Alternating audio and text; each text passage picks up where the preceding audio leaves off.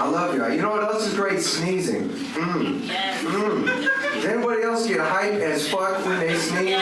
Every time I sneeze, I want to crack my neck and shadow box. It's invigorating. You know what is underrated? Is sneezing in public. Oh, amazing. Sneezing in public. What else can you do in life where you just yell? And then everybody blesses you. What the fuck? That's so valuable for your sanity. People get so pent up, you get so tense, so worked up in life. You could just go out in public and be like, woo! Everybody's like, hey, it's gonna be okay. You need that. You need that. I'm convinced every serial killer is just one of those weirdos that holds in their sneezes like,